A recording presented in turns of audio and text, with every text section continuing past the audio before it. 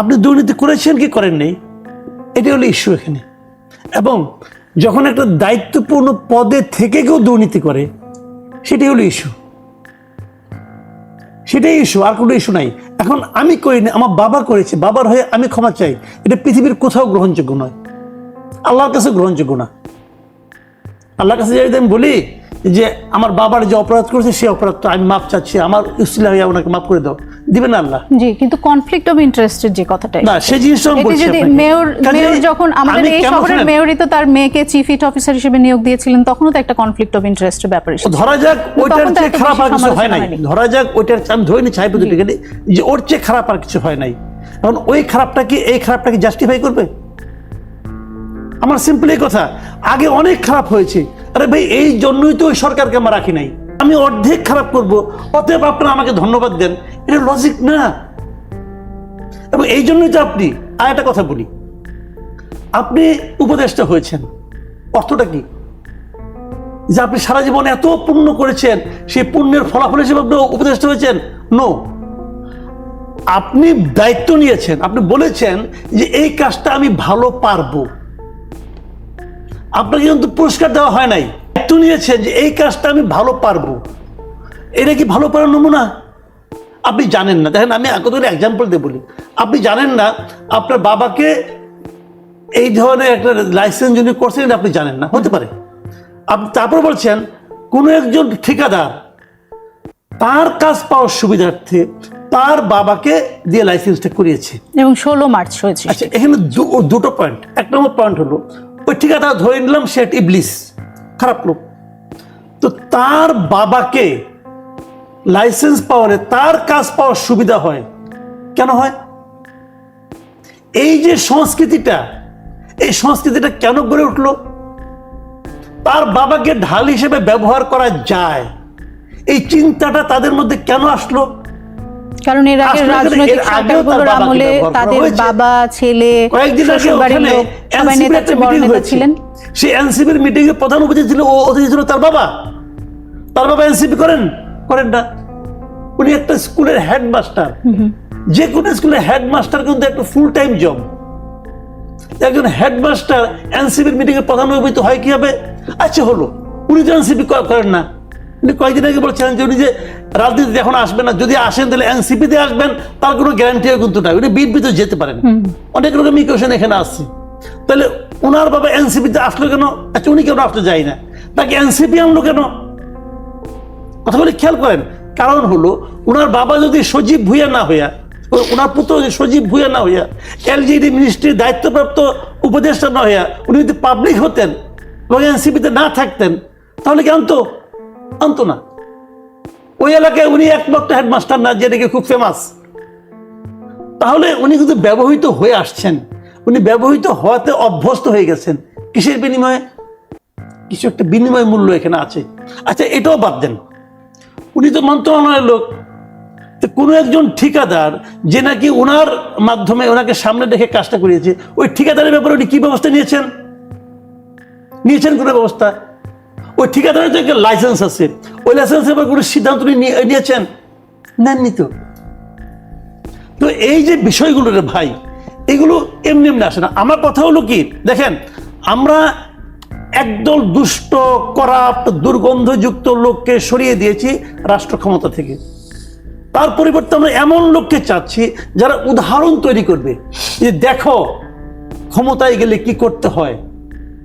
ওনারা উদাহরণ তৈরি করতেছেন, সেই উদাহরণ দেখে মানুষ এখন কম্পেয়ার করতেছে যে 9 মাস বেশি নাকি 16 বছর বেশি।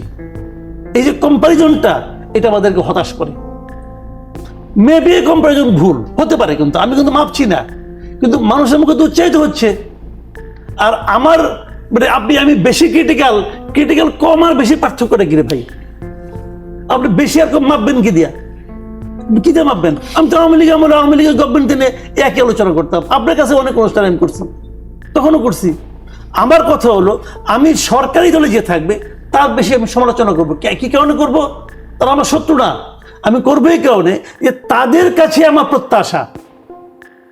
ধরেন আজকে চালের দাম বাড়লো, আমার তো বিএনপিকে সমালোচনা করার কিছু নাই, আমার তো এনসিপিকে সমালোচনা করার কিছু নাই, আমার জামাতে ইসলামকে সমালোচনা করা কিছু নাই, আমি সমালোচনা করবো গভর্নমেন্টের যিনি দায়িত্বে আছেন তাদেরকে, কারণ এই দায়িত্বটা আমরা তাদেরকে দিয়েছি। আপনি যদি না পারেন আসসালামু আলাইকুম চলে যান, আপনি যাবেনও না, পারবেনও না, করবেনও না, আর বললে পরে মন খারাপ করবেন। ভাই এত অভিমানী লোক তোমার দরকার নাই। মাসুদ কামাল, কিন্তু ক্ষমা চাওয়ার সংস্কৃতিও কি বাংলাদেশে খুব বেশি চালু ছিল? ভাইরে ক্ষমা চাওয়ার সংস্কৃতি আমি করবোটা কি? আবার ঘরের মধ্যে আগুন ধরে আপনি করেন সরি, কোথাও তো শুরু হতো।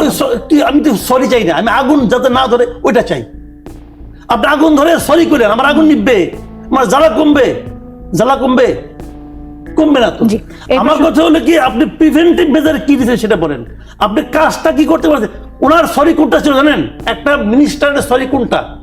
যখন সে রিজাইন করে, সে বলবে যে আমার ভুলের কারণে, আমার বাবার ভুলের কারণে সরকারের একটা বদনাম হয়েছে। আপনি আসিফ মাহমুদ সজীব ভুঁইয়াকে আপনি সিঙ্গেল আউট করেন না, কিন্তু আপনি টোটাল গভর্নমেন্টকে বলেন আমার বাবার কারণে টোটাল গভর্নমেন্টের একটা সমালোচনা হয়েছে, আমার এখানে থাকার আর কোনো নৈতিক অধিকার নাই। উনি চলে গেলে এই দেশ কি অন্ধ হয়ে যাবে? উনি চলে গেলে কি এলজিআইডি মিনিস্ট্রি অন্ধ হয়ে যাবে? দেশ চলবে। তো উনি যখন সরে যাবেন ওইটা হবে এক্সাম্পল, ক্ষমা চাওয়াটা এক্সাম্পল না। জি, আপনার বক্তব্য পরিষ্কার। আমরা যদি রুমিন ফারহানা আপনার কাছে যেতে চাই, অন্য প্রসঙ্গে জানতে চাই, সেটি হচ্ছে যে এখন যেহেতু সংস্কার নিয়ে আলোচনা হচ্ছে, ঐকমত্য কমিশনের সাথে বিএনপির বৈঠক হচ্ছে, অনেকেই বলছেন যে পুরাতন যে রাজনৈতিক ব্যবস্থা সেটির কোনো মৌলিক পরিবর্তন আসলে বিএনপি চাচ্ছে না। বিএনপি আসলে যেই জিনিসগুলোতে একমত হচ্ছে সেই জিনিসগুলো এমন কোনো গুরুত্বপূর্ণ বিষয় না, যেগুলো গুরুত্বপূর্ণ বিষয় সেগুলোতে বিএনপি আসলে একমত হচ্ছে না। যেমন যদি একটু উদাহরণ দিই, যেমন দলনেতা, সংসদ নেতা, প্রধানমন্ত্রী যদি তিনজন আলাদা ব্যক্তি হন, সেক্ষেত্রে আসলে বিএনপির সমস্যা কি? বিএনপি এত বড় একটি দল, তারা কি শঙ্কিত যে তিনজন নেতা তারা পেতে স্ট্রাগল করবেন বা তারা পাবেন না? বা আপনি কি ব্যক্তিগতভাবে বিশ্বাস করেন যে একজন ব্যক্তির দুবারের বেশি প্রধানমন্ত্রী হওয়া এই দেশের মঙ্গলের জন্য খুব বেশি জরুরি, যে এই বিষয়গুলোতে বিএনপি আসলে সম্মতি দিতে পারছে না? আপনাকে অসংখ্য ধন্যবাদ। কোন সংস্কারগুলো গুরুত্বপূর্ণ আর কোন সংস্কারগুলো গুরুত্বপূর্ণ নয়, এই আলোচনা ইটসেলফ ইজ ভেরি সাবজেক্টিভ। আমার কাছে কিছু কিছু সংস্কার খুব গুরুত্বপূর্ণ, যেটা হয়তো তোলা আপনার কাছে একেবারেই গুরুত্বহীন। আবার মাসুদ ভাইয়ের কাছে কিছু সংস্কার হয়তো একেবারেই গুরুত্বহীন, যেটা আমার ভাইয়ের কাছে হয়তো খুবই গুরুত্বপূর্ণ। সো কোনটি গুরুত্বপূর্ণ কোনটি গুরুত্বপূর্ণ না, it is very subjective, number one. Number two, যদি আমি তর্কের খাতিরে ধরেও নেই যে আপনারা সংবিধান সংস্কারকে গুরুত্বপূর্ণ বলছেন, আপনি আমাকে বলুন তো, সংবিধান সংস্কার কি অধ্যাদেশের মাধ্যমে করা সম্ভব? সম্ভব নয়। এটা সংবিধানেই পরিষ্কারভাবে বলা আছে, 2/3 মেজরিটির ভোটে সংবিধানের কোনো আর্টিকেল আপনি সংশোধন করতে পারেন। সংযোজন, বিয়োজন, সংশোধন, পরিবর্ধন, পরিমার্জন, সকল কিছুর জন্যই 2/3 মেজরিটি পার্লামেন্টে থাকতে হবে। Without parliament you cannot amend a constitution. Very loud and very clear. 3 number, কেউ যদি তর্কের খাতিরে প্রশ্ন তোলে সংবিধানই কি বাংলাদেশে এখন গণঅভ্যুত্থানের পরে বলবৎ আছে, আমি খুবই বিনয়ের সঙ্গে তাকে বলবো শতভাগ বলবৎ আছে। কেন বলবৎ আছে? বলবৎ আছে বিকজ এই সরকারটির যে ভিত্তি, সেটি আবেগের বশে অনেকেই বলবেন রক্ত, অনেকেই বলবেন জীবন, অনেকেই বলবেন এই দেশের মানুষের ভালোবাসা এবং সমর্থন, এই সকল কিছুকে একপাশে সরিয়ে রেখেও এই সরকারটিকে বাংলাদেশ সুপ্রিম কোর্টের রেফারেন্স চাইতে হয়েছে এই সংবিধানের আর্টিকেল 106 অনুযায়ী। এবং আমি সুপ্রিম কোর্টের রেফারেন্সটা 15 লাইন মাত্র, হ্যাঁ, ইট ইজ অলমোস্ট আমার মুখস্থ। উপদেষ্টা, একজন প্রধান উপদেষ্টা এবং উপদেষ্টা মণ্ডলীকে রাষ্ট্রপতি নিয়োগ প্রদান করিবেন। Very loud and very clear. আপনার এই ক্ষমতার ভিত্তিটি হচ্ছে আর্টিকেল 106 সুপ্রিম কোর্টের রেফারেন্স আন্ডার দ্য কনস্টিটিউশন। সুতরাং কনস্টিটিউশনকে সরিয়ে, পাশ কাটিয়ে, ফেলে দিয়ে আপনি ক্ষমতায় বসেননি, আপনি সংবিধান অনুযায়ী বসছেন। অ্যাটলিস্ট আপনি সুপ্রিম কোর্টের রেফারেন্সটা সংবিধান অনুযায়ী নিয়ে ওটার আপনার ভিত্তি তৈরি করেছে, এবং সেখানে আপনাকে খুবই লিমিটেড কাজের পাওয়ার দিয়েছে, নির্বাহী কার্য সম্পাদন। এর বাইরে এখন আপনি পলিসি ডিসিশনে যাবেন, রাষ্ট্রের ভাগ্য পরিবর্তন, পরিমার্জন, পরিবর্ধন করবেন, সেই পাওয়ার কি আপনাকে দেয়া হয়েছে? আপনি যেটার বলে আসলে ওই চেয়ারে বসেছেন, আপনাকে কি সেই পাওয়ার দেয়া হয়েছে? হয় নাই তো। একজন আইনজীবী হিসেবে আমি আমার রাজনৈতিক পরিচয় সরিয়ে রেখে একজন আইনজীবী হিসেবে বলছি, আর্টিকেল 106 এর যে রেফারেন্স আপনি নিয়েছেন সুপ্রিম কোর্ট থেকে, সেখানে আপনি নেন নাই। আপনার সেই ক্ষমতা ওইটুকু পেরিফেরির মধ্যেই সীমাবদ্ধ, এর বেশি ক্ষমতা আপনি নেন নাই বা আপনাকে দেয়া হয় নাই।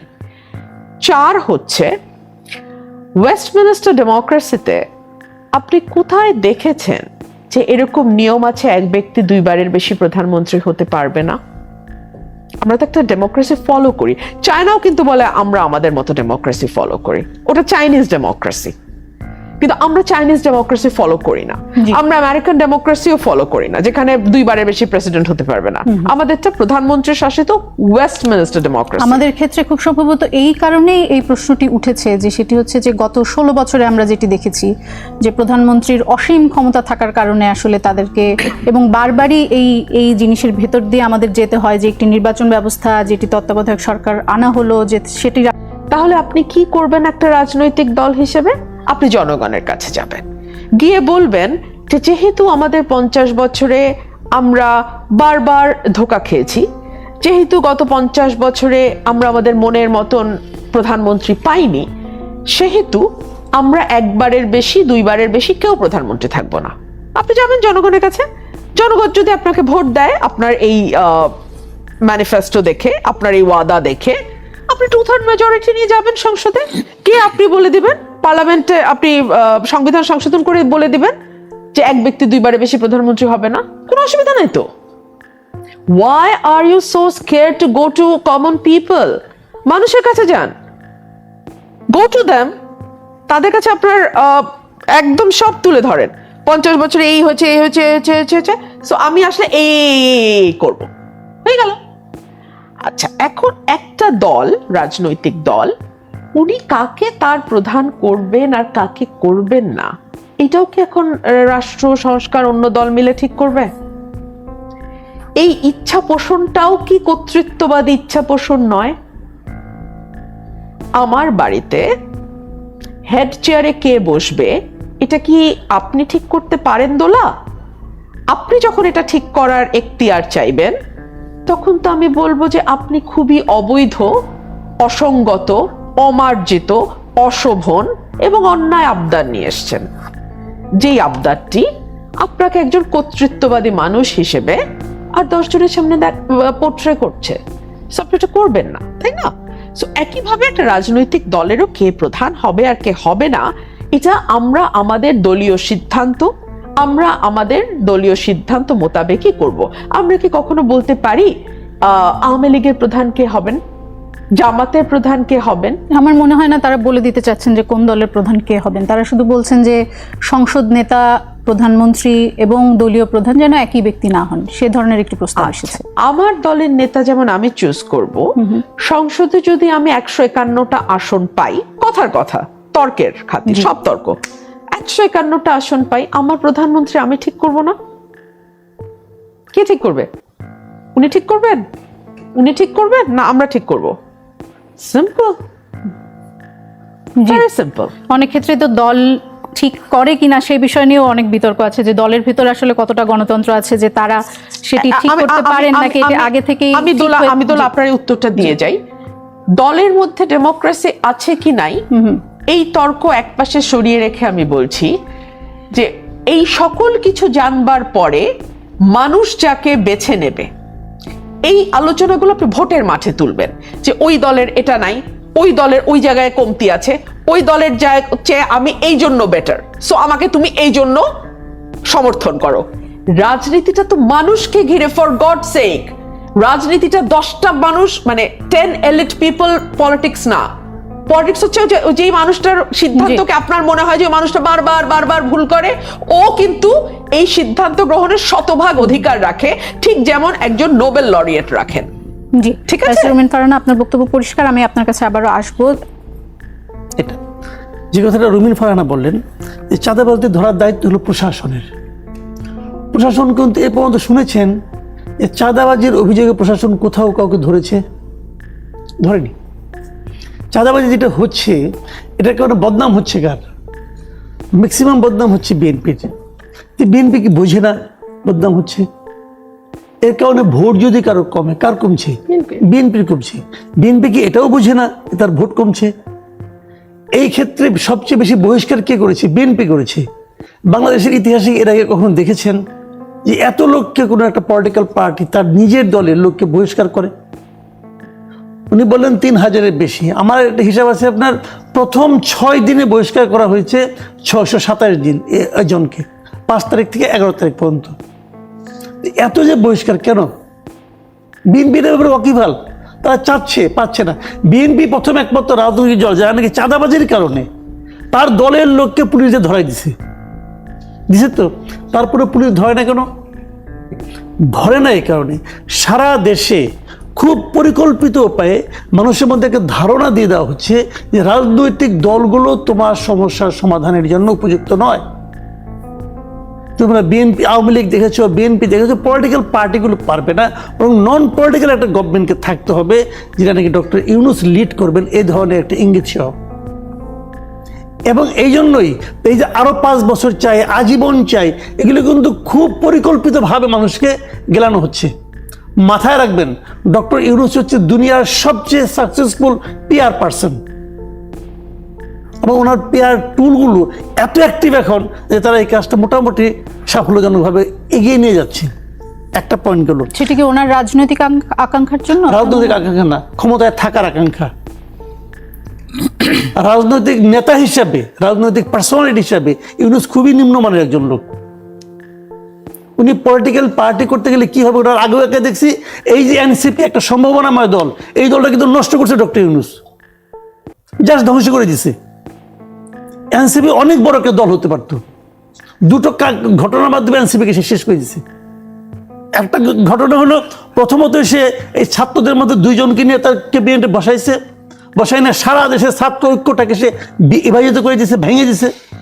আর দ্বিতীয় কাজটা হলো, সে যে পডকাস্টে বলছে আমি ওদেরকে বলছি তোমরা পলিটিক্যাল পার্টি করো।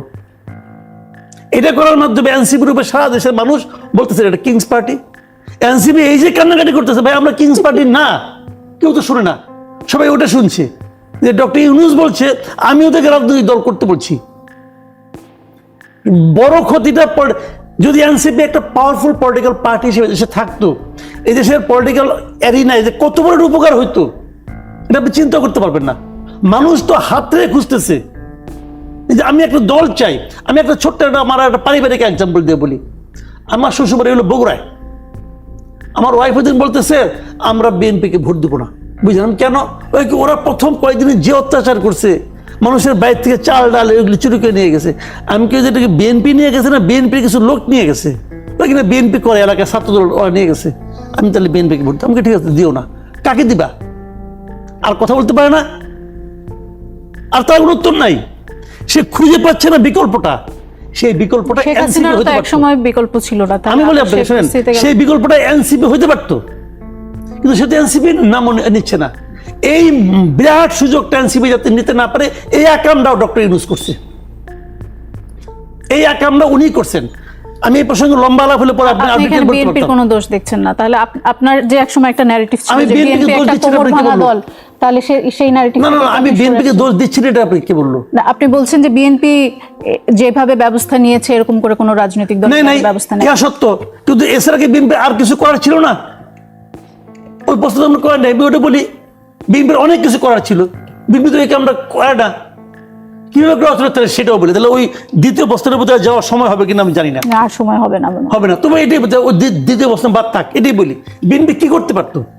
বিএনপির প্রধান ব্লান্ডারটা হলো বিএনপির মহান নেতা তারেক রহমানের বিদেশে বসে থাকা। যে দলের নেতা নাই সামনে, সেই দল অগ্রসর হতে পারবে না। এটা রিয়েলিটি, এটা একদম। এই দেশে বিএনপির নেতা কর্মীরা উন্মুখ হয়ে বসে আছে, কবে তার নেতা আসবে। 9 মাস হয়ে গেছে উনি দেশে আসেন না। কেন আসেন না? একটা ব্যাখ্যা আমাকে দেন। বসে আছে ব্যারিস্টার, বলুক একটা ব্যাখ্যা, কেন সেটা আসবেন না? উনি যদি এই দেশের মানুষ, এই দেশে ওনার ব্যাপক জনপ্রিয়তা আছে, তারপরে যদি এই দেশটাকে নিরাপদ মনে না করবেন, আর কবে মনে করবেন? উনি ইলেকশনের সময় আসবেন না, তখন তো আরো প্রতিদ্বন্দ্বী থাকবে, তখন কে বাসবেন? একটা কারণ। সেকেন্ড কারণ হলো ওখানে থাইকে উনি করতে পারতেন। উনি যদি বলতেন প্রত্যেকটা এলাকায় যারা চাঁদাবাজির শিকার হয়েছ,